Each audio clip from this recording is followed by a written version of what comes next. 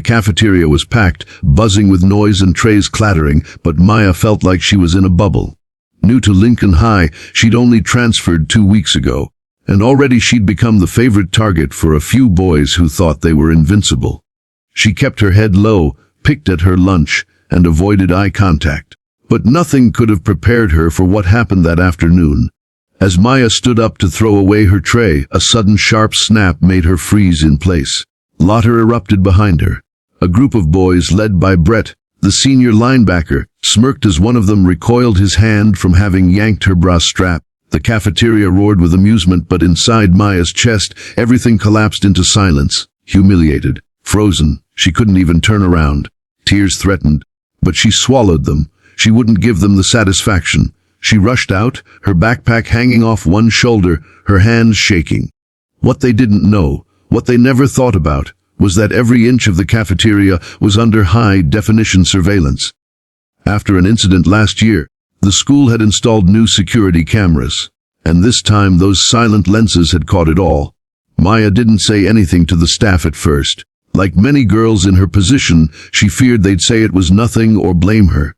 That night, she told her older sister, Lena, who was a third-year law student and had once been bullied herself. Lena didn't let it slide. She contacted the school principal and demanded a meeting. At first, the administration gave a standard apology, but when Lena mentioned video evidence, their tone changed immediately. The next morning, Maya sat in the principal's office, heart pounding as the security manager pulled up the footage. It was all there, crystal clear. Brett's mocking smirk, the yank, the crowd's laughter, the visible pain in Maya's face. The principal sat in stunned silence. What followed was a whirlwind. The school was obligated to report the incident to authorities due to the nature of the violation. Maya and her family pressed charges. Brett and the boys thought it would blow over, but they underestimated who they were dealing with. Lena helped Maya get a lawyer, and the case was brought to juvenile court.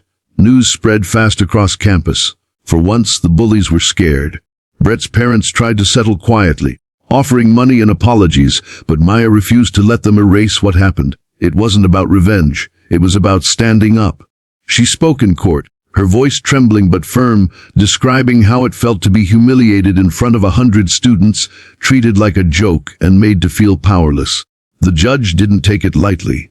Given the video evidence, the history of bullying at the school, and the group's clear intent to humiliate, the verdict was swift. The main perpetrator received time in juvenile detention. Others were sentenced to community service, and all were suspended from school indefinitely. For the first time, they had to face consequences that couldn't be laughed off. In the weeks that followed, Maya became known not as that girl who got bullied, but as the girl who stood up. Girls started coming up to her, sharing their stories. Some had been touched without consent, others harassed in hallways. Inspired by her courage, a group of students started an anonymous reporting program at the school called VOIC. Teachers began holding sessions on consent, respect, and boundaries.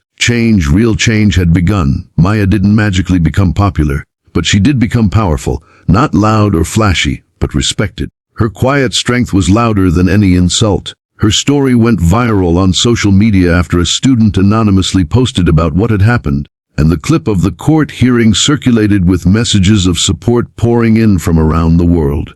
What began as a day of deep humiliation turned into a spark of justice. Maya taught the school and the world that silence is not weakness, and even the quietest girl in the cafeteria can turn the world upside down when she refuses to stay silent. Her message: never let them tell you it's just a joke. Your body is not a punchline, and justice doesn't whisper, it roars.